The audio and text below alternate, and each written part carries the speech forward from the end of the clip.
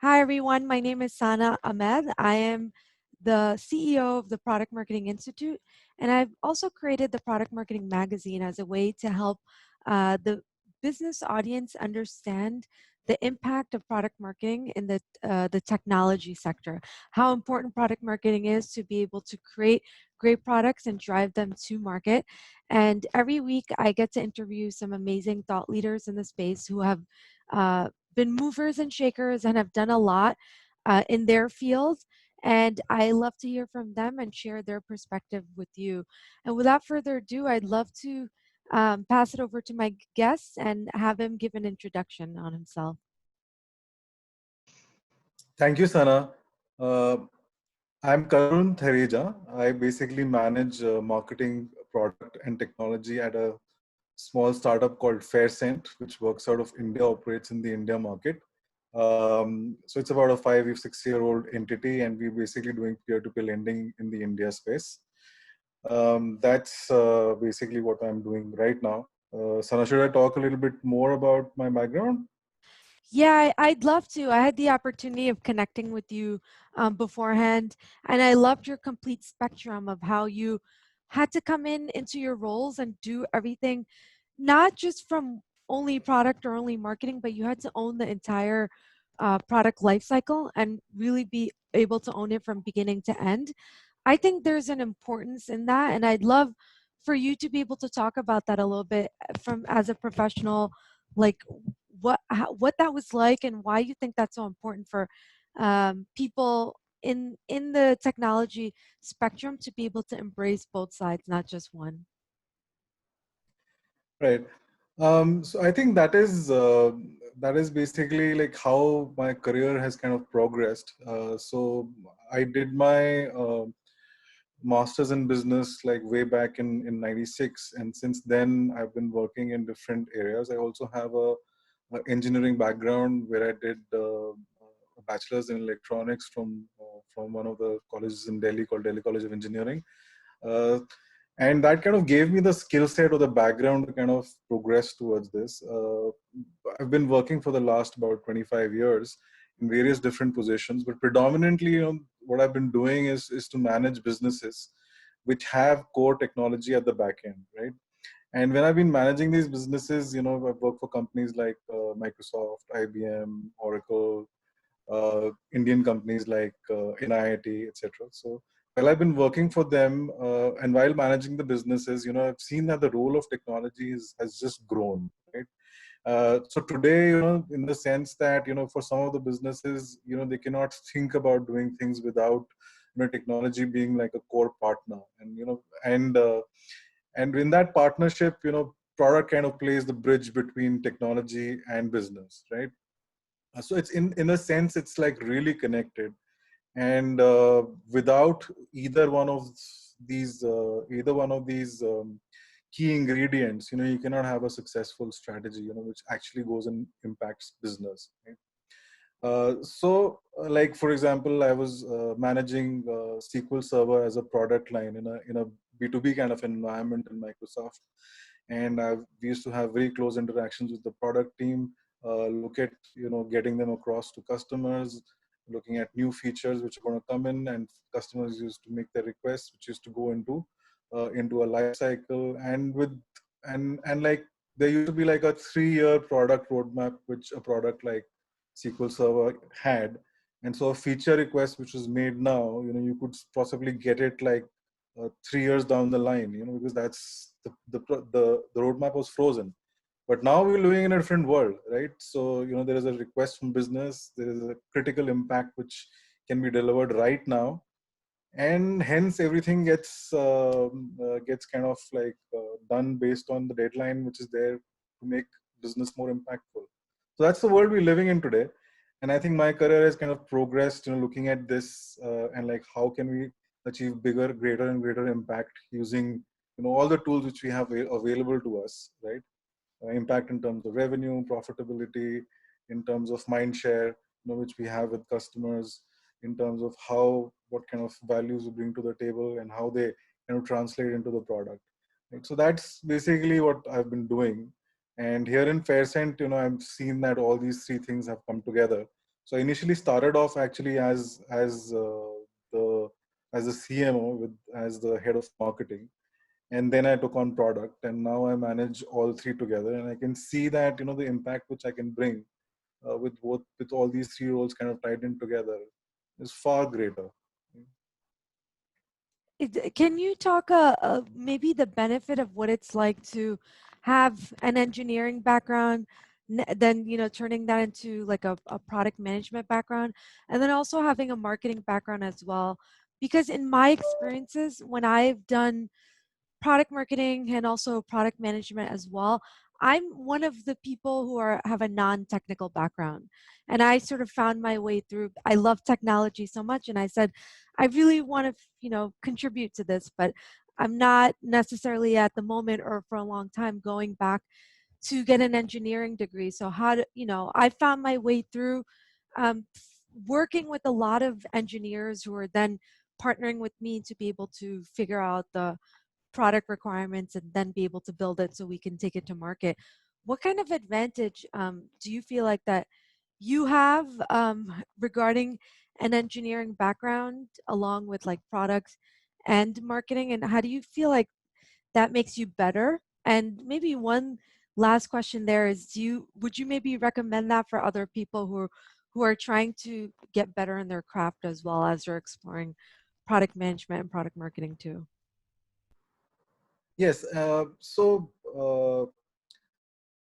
actually, the biggest transition I made was actually coming when I was doing my engineering, and then I decided to jump over and start doing business. That was going from, completely being oriented towards logic, and then going basically moving from the left brain to the right brain. Like when you start to look at business, where you're managing people and like looking at their feelings and like emotions which drive customers, so and creative approaches. So that's completely like the right brain. So from that perspective, there is a sense of accomplishment that you're trying to marry the two, right?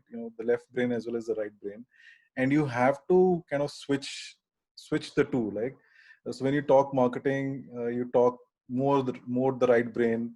You more talk about things like, okay, this color is evoking this kind of an emotion, right? These words, when we are using these words, are they creating the right kind of impact, right? In communication and in how you're talking to customers, or what kind of strategies you're doing.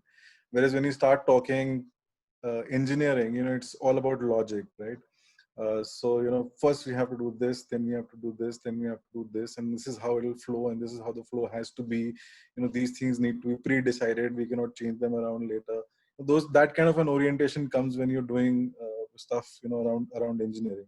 So fortunately, I've had both the skill sets, and actually when I've been working in one area, I've kind of felt something missing, or like tried to kind of extend myself in that area. So like even like when we do when I've been trying to like look at only pure marketing, look at now like how is it going to get executed as far as the product is concerned, and as far as engineering is concerned, right?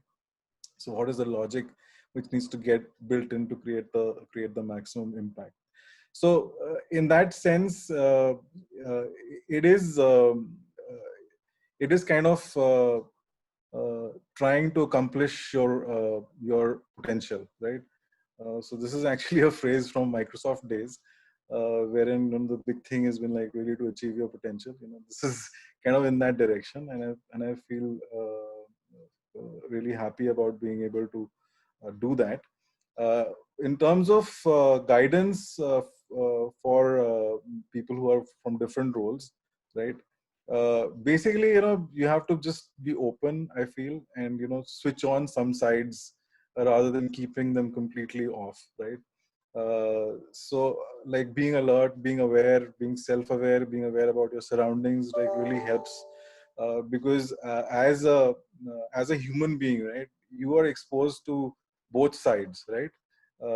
You're exposed to marketing messages. You are making decisions based on those marketing messages whenever you're buying something, and you're using logic in trying to convince your spouse to do something, right, or your child to do something, right?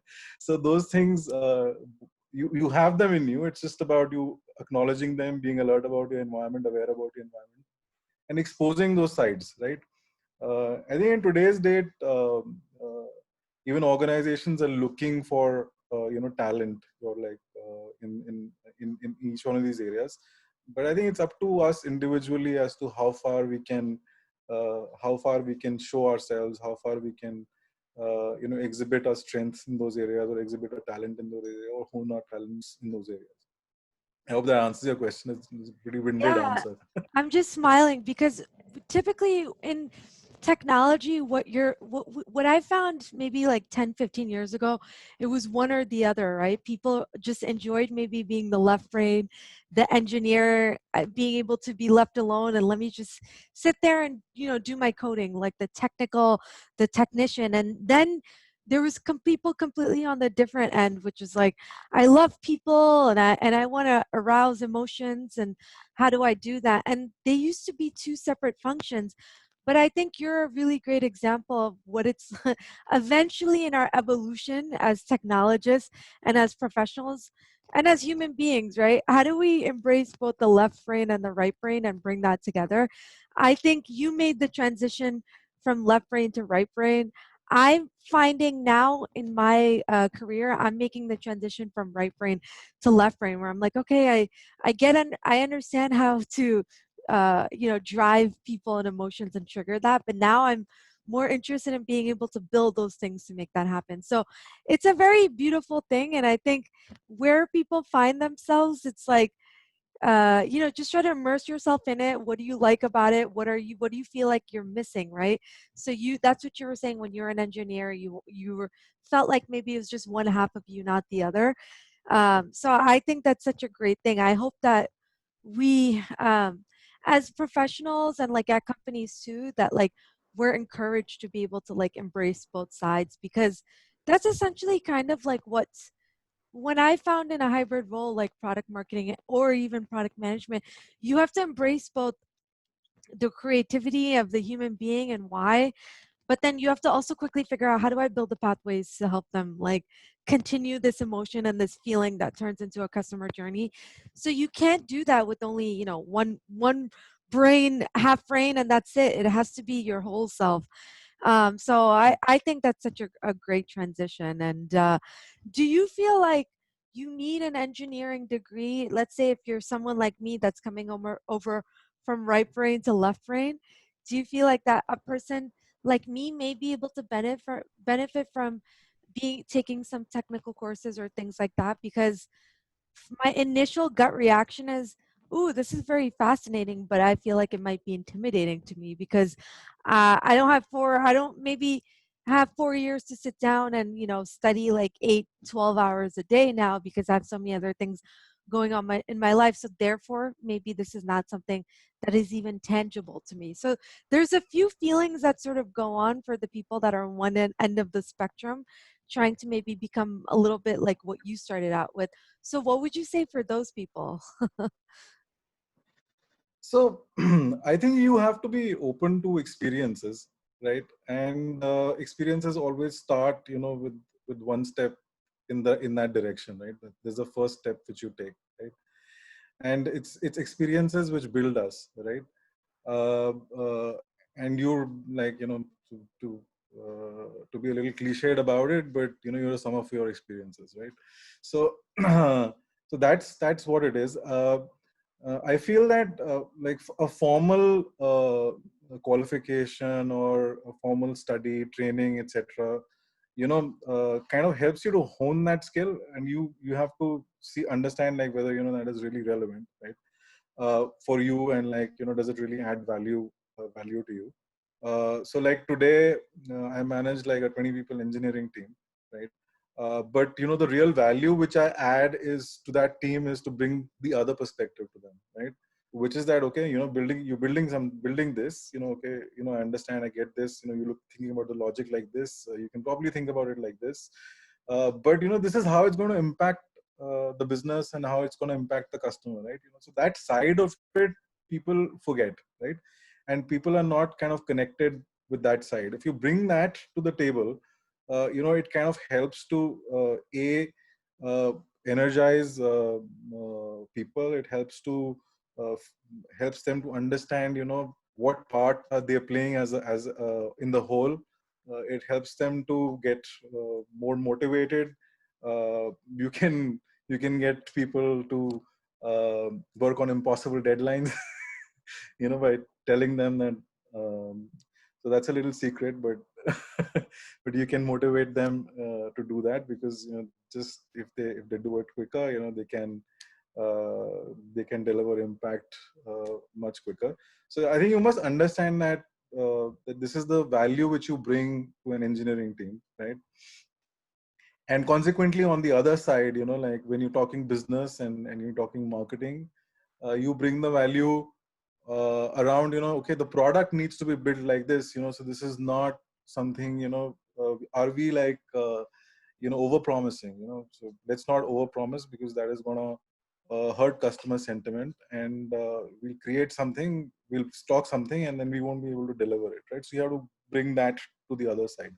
I think that's the real value. If you look at product marketing or product, I feel that that is the bridge, and that's where both the things sides kind of come together and meld. Uh, uh, but yes, all three sides have their individual goals to deliver on, and they look pretty different, right? So on the engineering side, it's more about delivering a defect-free product which works and has and can be scaled. On the product side, it's about achieving your product metrics in terms of how quickly you can get customers to go through the flows, look at drop-offs and things like that. And then on the marketing side, it's more about other things like awareness, building awareness, interest, desire, action. What is going to motivate the customer? What is the customer insight?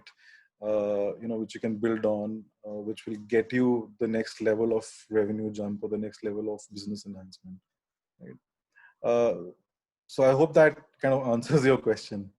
It does. It's such a great answer in that not only everyone talks about empathy. That's like a new buzzword in marketing, and it's like, yeah, you need to have user empathy, but um, the way customer impacts, the only way to understand that is to understand what drives the customer, but then to take it behind the scenes, it's like you have to empathize with your teams as well, right? The product teams, the engineering teams, the marketing teams, the business facing teams, and you have to understand also what drives them and what resonates with them, and how do you inspire them to be able to work with you, to be able to take a product to market. And so I always try to challenge myself and just see that, when you think of product marketing, it's not just what you're handing to the customer, it's all the things you're doing before then, behind the scenes with all the different cross teams is just as important to make that happen. So yeah, I appreciate that response.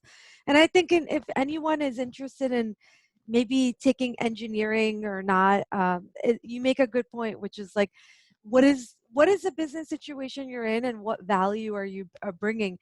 Maybe, eventually you get to a point where it's like, this kind of technical information would actually help me be able to relate to my teams better and be able to maybe have better insight in terms of trying to take a product to market or even on the product management side. And I think at that point, maybe if the situation calls for it, that's something you can explore to see, like, okay, maybe it's time for me to maybe take one or two classes here or there. But I think you make a very good point, like be open to the different experiences and what does that experience demand, and what is it teaching you, and what can you do in that time frame to learn what you need to and contribute clearly as well. So I definitely appreciate that.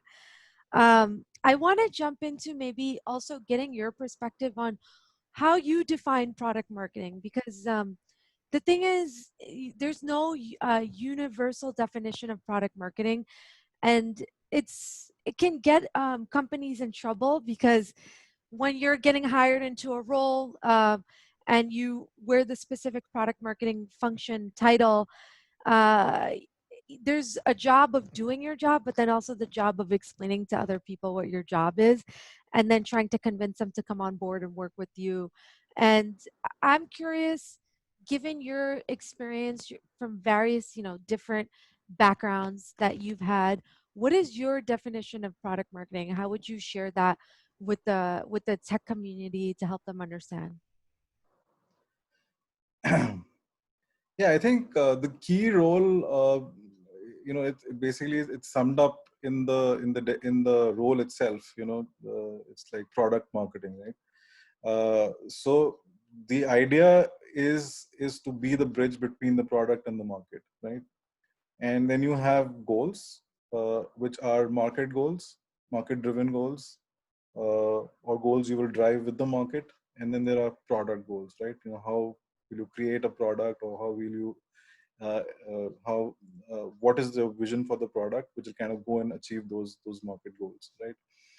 So in that sense, a few places, I find that product marketing is kind of like not really connected to the market, which is, I think, uh, not correct, right? Uh, It has to be rooted in the market, right? So the product marketing person should understand uh, what is the market which he's making the product for, and like what is the share of the market which that product is going to drive, right? So and when I say market, it's really about who is the customer, right? How many of them are there? What is the kind of value you're delivering to them, and in exchange, how much revenue can you drive for the value which you're driving with them, right? So that aspect of it is really sits in the product marketing domain. So there are other things which will come into play, like researching the customer, researching the market, looking at what is important, what is the customer insight. These things from a product perspective will become very important, right? So a marketing role per se can be like uh, pretty wide, right? So in my mind, product marketing is actually a marketing role, but it is marketing for a particular product, right? Or maybe a category, might put it that way, right? Like a pure marketing role will look at corporate communications, will look at social responsibility activities, which are going to get done, right? It'll look at the brand, and like what is the brand all about, etc., right? But the product is basically going to drive business goals in a particular market using that product as the key lever, right? So that's my definition, right, of what a product marketer does.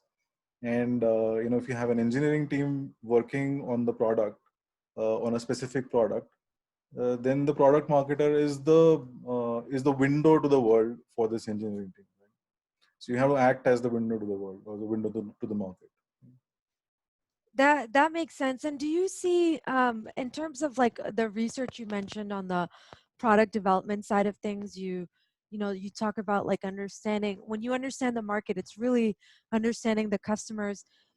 Does product marketing kind of come and help play that part to maybe help the product management side in terms of understanding that research? And the reason why I asked that question is because in a lot of fast-paced agile technology moving companies, especially in my experience too, what I found is you kind of get the ball thrown at you at the end of the fence, and it's like take it to the goal.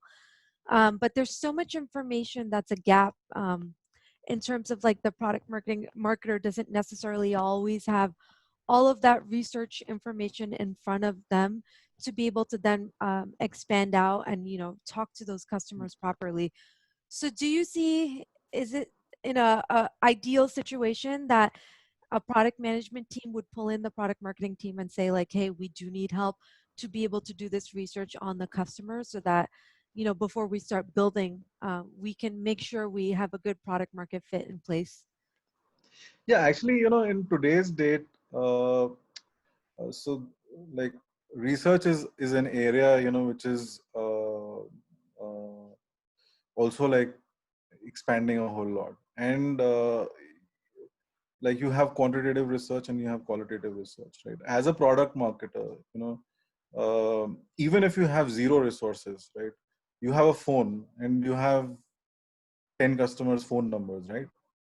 Pick up the phone and call them, right? You'll get to know what the market is like, right? So you don't need to get, so it's not about resource. It's about, And that and doing something like that, gives you uh, knowledge power. Okay. So you can go and sit in front of anybody, including the CEO of the company, and tell them that, look, I spoke to these 10 customers. This is what they had to say, and this is what the market is saying, right? Uh, so that gives you that power, right, and gives you that confidence. It gives you that thing to kind of go and push for stuff, right? Obviously, like it has to make sense, right? And in the overall strategy, but I don't think research is limited by resource, right? Like you have social media, right? Uh, Whether you like it or not, your customers are going to talk about your product. Okay, and you can just go and read your social media feeds and know what is happening, right? What customers are saying. You don't even need to call anybody. So it's about the will, and if you have the will, you will find the way, right? But what that arms you with is knowledge power, and it arms you with the confidence to go and have discussions around product and product roadmap, and like how is that getting put, etc., right? So that is there, and there is so much secondary research which is available today. Like when I started my career, at that point in time, research was a bad word, right? Research meant putting like a whole lot of resource, and nobody knew whether what is coming out of the research is actually true or not. But now you have it's a different world now, and even if you don't want it, it is going to come and hit you in the face, right? You can validate much more quickly now, is what you're saying. And I think the other interesting thing you say is that because research is not only not just like very much easier to do, it's also not limited to like one person or one function. So it's quickly being able to close the gaps between the cross teams if there are things that you don't understand. And maybe as a product marketer, it's like try to do this quick validation, pick up the phone and talk to a few people, and then go back to the product manager and just be like, this is what I'm getting. I just want to be able to be on the same page with you. If this is also the same type of research you're hearing, to close the gaps, because everyone's just moving so fast. And I think Agile presents its own unique situation, is that even though you're in cutting edge innovation, you're moving at that speed, you're always working with large amounts of unknown information, or it's very hard for cross teams together to be able to move always on the same page, because it's like something just changed this morning and from the conversation that you had with your product management and product marketing team the night before, and therefore that can completely change the direction of something. And so it's like mission critical to always understand. I think even on the highest level, it's like, who is the user, what is their need, what's the product we're building, just like if you can distill that down, and then whatever details end up changing from there, it's like, okay, we'll adapt to that, but at least we have the bigger vision in place. I think is always important when you're trying to move this fast and drive innovation. So yeah, I appreciate your perspective. I want to jump into with you what you're doing a bit more at FairScent. Like, talk a little bit more about the company. Like, what are some of the big things you guys are trying to solve for? And would love for you to maybe share any like deeper dives on that. How you're doing that from a product marketing perspective as well. Yeah, sure. So, like, I think I would like to share with you, what we are doing in today's times. Like, let's call it the COVID times, right? And how we're trying to adapt to this kind of an environment. So that'll kind of give you a flavor for what we are doing and what kind of innovation we're trying to bring to the table. So, like I said, fundamentally, like we're basically like about 90 people. We're totally about 90 people with about 30 people in technology, engineering, and product and marketing, right? And we're trying to bring this disruption in the Indian market, in the financial services market. So I'm gonna pull out my deck if that's all right, Sana.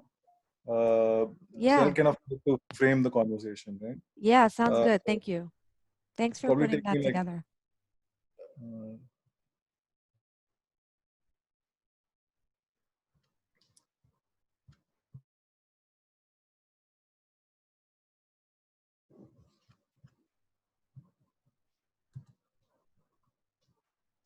Great. I see it. you can still see it, right? I can. Thank you. Okay. So just to share with you about FairSend, we're a peer-to-peer lending company in the financial services market space. At a very high level, what we're trying to do is to enable individuals who need money, we call them borrowers, to get loans from individuals who want to invest money for mutual profit. Right? So basically, we have borrowers and lenders on the platform. Borrowers ask for loans, and lenders give out those loans to these borrowers at an interest, and the interest is the money which they make, and they keep making that. Right. So we've reached that position about since the last. We've been operating since the last 5 years. So we've been the largest P2P lending exchange in India. Uh, we've enjoyed that position since we started. So we were kind of the first one to start. Uh, then we had uh, the financial services regulator in the country. We call it Reserve Bank of India. Reserve Bank of India kind of came out with a regulation around peer-to-peer lending. So we were the first ones to get a license from the Reserve Bank of India as well. And today, like we have about 1.5 million plus borrowers who are registered on the platform, about 150,000 lenders who are registered on the platform, and we do transactions worth about ₹1 billion a month, right? So which is by far, so like it's about 70% odd of the P2P lending market. But if we start looking at the entire financial services market, it's very small, right? So we're kind of starting to make that disruption as far as India is concerned, and we're the leading P2P lending platform in the country, right? So that's in a nutshell like what FairSend is all about. And how we do it is that we have a proprietary custom built stack which has a lot of integrations with partners. It has open APIs, partners on both sides, on the lending side as well as on the borrowing side. So we kind of go into ecosystems of, say, like people like Amazon or Flipkart, or and then kind of enable borrowing at that level. Then we do, so basically the platform, so we have a multi-tenant model. We have both Azure and Amazon. We completely on the cloud as far as that is concerned. And we've now been recognized as well. So one of the key ones is like Interbrand. Interbrand is actually a worldwide entity which recognizes entities across the globe for the kind of work which they're doing. So we were recognized by Interbrand, we've been recognized by the Economic Times, by the government of India, by super startups, by entities like Microsoft. We're a part of the Microsoft Accelerator. So that's in a nutshell, what we are and how we do it. Coming more to what has been happening during these times, the past couple of months, right? Uh, so we actually experienced a large impact to our business, because of the lockdown which was announced in India, and basically everybody so because of that reason, there was a lot of issue, and the business like really came to almost like a standstill, right? So then we had to quickly innovate, and since we're a completely online operation, there is a lot of dependence on technology and product to bring solutions quickly to address business situations, right? So the way we look at things is that we kind of start off with customer insights, right? Okay, so during these times, we looked at our two key customer sets, lenders and borrowers, and we identified some key customer insights, right? So for lenders, people who invest in these loans, the one key thing which they were not being able to figure out was, okay, there are so many of these borrowers who are there on your platform, but whom should I lend to, right? Who is more safe in these times? if I lend, like, will my money be safe? Will you be able to collect, from people whom we've given out these loans to? So how is that going to happen? So there was a lot of apprehension on the lending side, right? And on the borrowing side, people who are applying for loans, there were also issues, like people were at home. There have been salary cuts. Industries have not been operating. There have been layoffs. So there are people like who have been like, I can't pay right now. So what can you do for me at this particular point in time, right? And then the second key thing was that people have a lot of bills to pay, right? So in that scheme of things, where did Faircent come? Right? So the customer was saying that I would rather first pay off my this other installment than the Faircent installment, right? So where did we rank in terms of payments to be made, right? So with these customer insights, we kind of looked at what kind of solutions which we can offer, right? So on the lending side, uh, we decided to offer a solution wherein we could tag borrowers, who are coming from locations which are safe, have been declared by the government as safe, right? So we basically could do that to get lenders to see, okay, which are the relatively more safer borrowers, right? Then we decided to do something like a collections incentive program, right? So this is absolutely like innovative, because typically in the financial services space, nobody does incentives for collections. Okay? So for you to collect money, it's typically either you sell the loan off to somebody else, or you expect that the borrower will pay on time. If he doesn't pay on time, you can write it off. But nobody really offers incentives for collections. So, but we decided that, okay, unprecedented times call for unprecedented measures, and we decided that we need to do a collections incentive program, right? And then we also decided that for borrowers who are facing an issue and they can't pay for some time, we will come out with a new loan product, which we will not just offer to borrowers who can't pay on time, but also to anybody who's coming to us, which was a new loan product, which has a moratorium period, right? Which is built in, right? So these three things we thought we would do, and then I'll share with you, how we kind of went about executing them, right? So this is how what we did for identifying customers who are coming from low COVID impact zones. So we decided to put a tag on those borrower listings. So you can see an app screen and a web screen where we show that, okay, this particular borrower is coming from a low impact, a COVID-19 low impact zone. So hence is relatively safer for our lenders to invest on. Uh, so we have a data pipeline which is coming from government sources, which we convert into an API, which automatically tags automatically puts these tags on the borrowers who are coming from those zones. Right? So this is one thing which we did. Then secondly, we came out with the incentive program. So this has a dual impact both on the borrowing side as well as on the lending side. So we did uh, we call it the EMI Ka Hero program, right? So Ka, I don't know if everybody will understand, but basically it means that you are an EMI hero. And we decided that everybody who is going to pay four EMIs on time, the next four EMIs on time, will stand to win gold points, right? So that's what we came out with, and we got great reception for it. I'll tell you about the results a little later. But Economic Times is the largest, actually, the largest financial publication in the country. They covered this.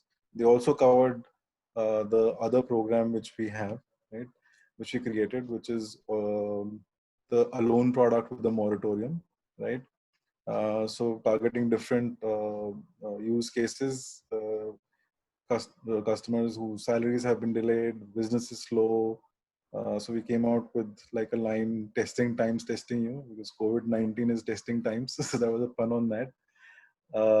So we did this. So you can see the app screen and the web screen in We created a separate product for lenders to invest in, and lenders were like actually quite excited about this. So this is somewhere where you can help customers, help people, and as well as still make money at the end of the day, right?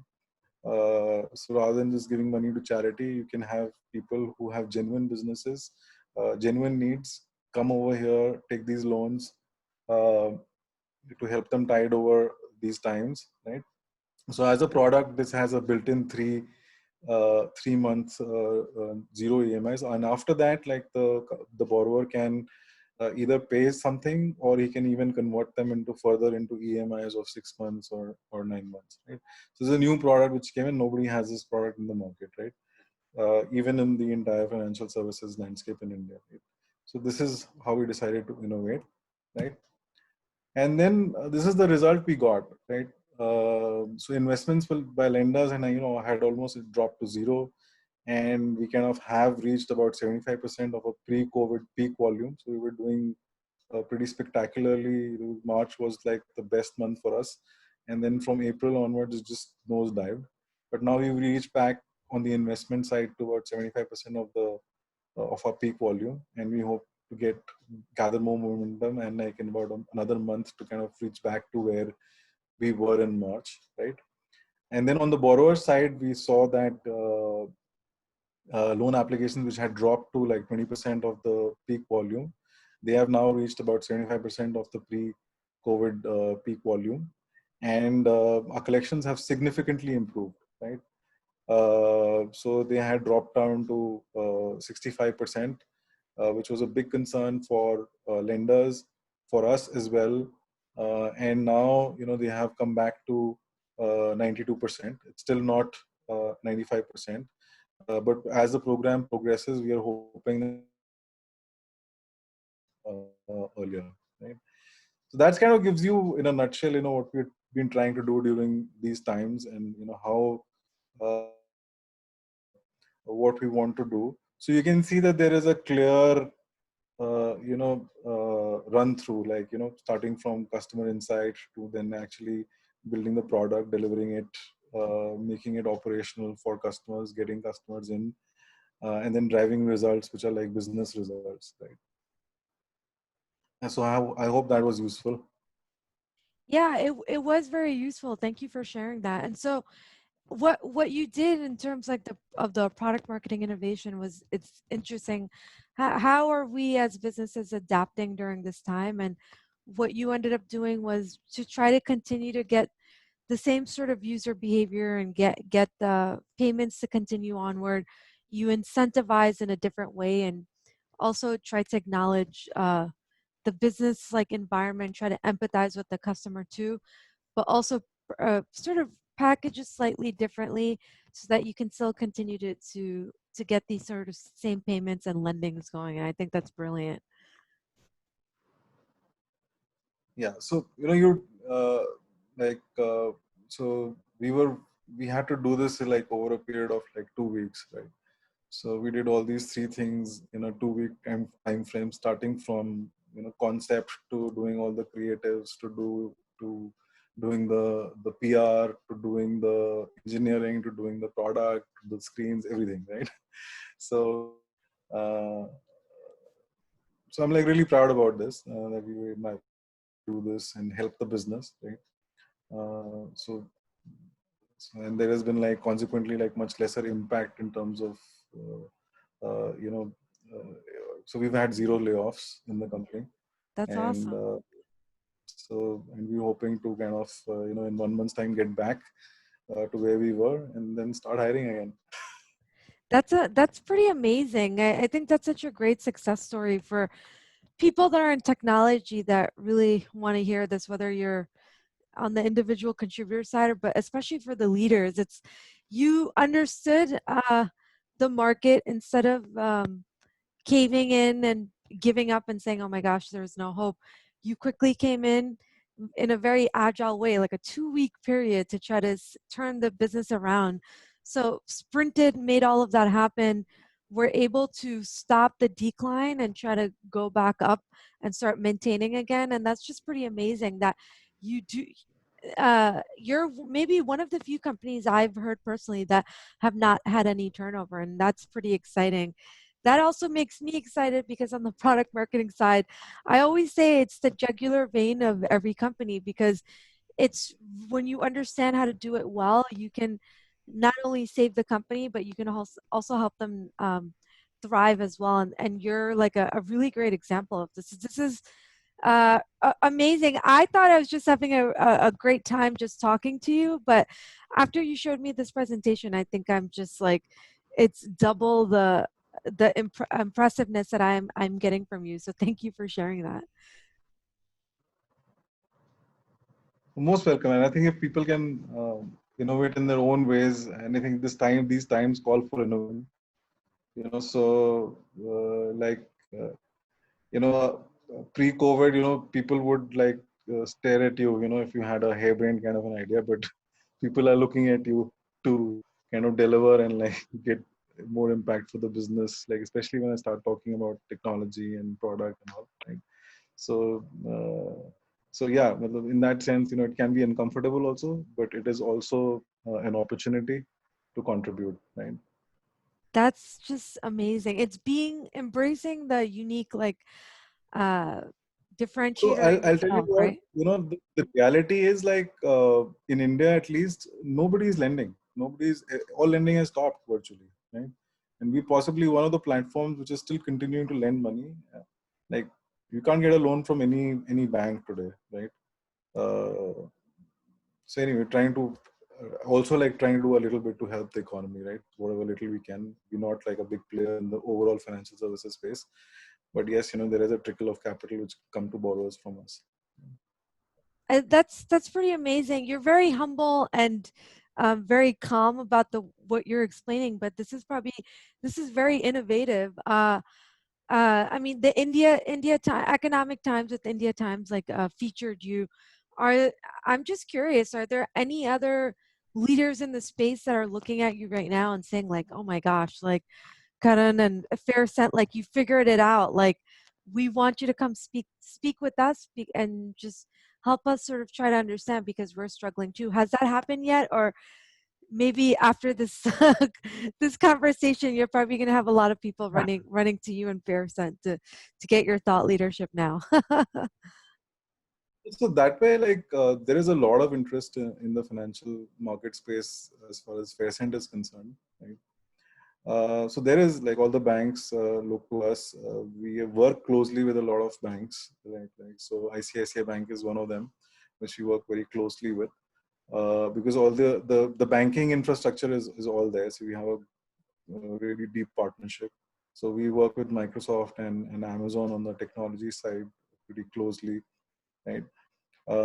And then there are a bunch of other players. So because this is a marketplace, and like like we have at least 50 or 60 entities with whom which we have deep integrations, right?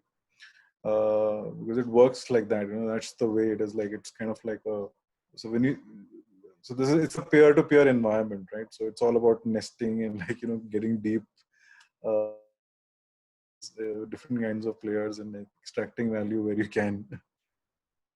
That's really great. Thank you for sharing that. And do you have any closing thoughts to share with the audience with any of this stuff from your very unique blended background, engineering, product management, product marketing, what you've shared with us, and anything with Fairsen, anything you'd want to inspire any of the audience on, even though this is a new norm, as they're saying, post COVID, and things might seem very gloomy. Um, what kind of hope Yes. or what kind of message do you want to share with everybody? So I think like as human beings, uh, we are extremely adaptable, right? What we sometimes fail to do is to recognize that. Okay. And we kind of get so if you put your head to it, you will get over any situation, right? Uh, so by head I mean both the left and the right brain. That's right. Embrace your whole So self. have confidence and you we will go through these times. What you should focus on is to look at what is the opportunity which is presenting itself, because these are just two sides of the coin, right? So where there is some disruption which happens, there is definitely an opportunity also waiting along the lines, right? And what you have to do is to marry it with what you can deliver and contribute, uh, and overall try and achieve the goal. That's the closing thought from my side. Thank you. Thank you so much for sharing that. And one last thing, if anyone wants to follow you, any of your work, how can they sort of follow along? And happy to share any of the links in the description to this interview as well. If anybody wants to, wants, they're more than welcome to write to me. In the deck which I presented, my email was there. In the thank you as well, as if you want, I can just put that above once again. Uh,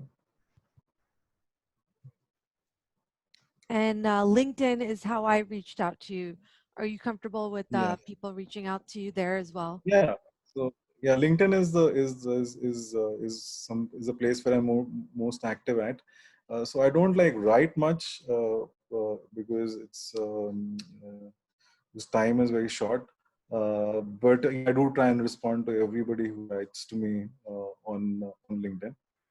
So you can get into a one-on-one with me, and if you have anything which you would like, if you'd like my feedback, advice on, more than welcome. That's great. And that's Kanun is it Thareja at faircent.com? Yeah, yeah. Thank you. Thanks so much. Thank you for coming on the show, and thanks for sharing your amazing innovation, how you've helped FairScent continue to succeed, this post-COVID crisis. And I will personally be following you along, and I'm happy that I could share your experience with the audience. And should the audience want to follow along with you and FairScent, again, I'll have all the information in the description below. Thank you.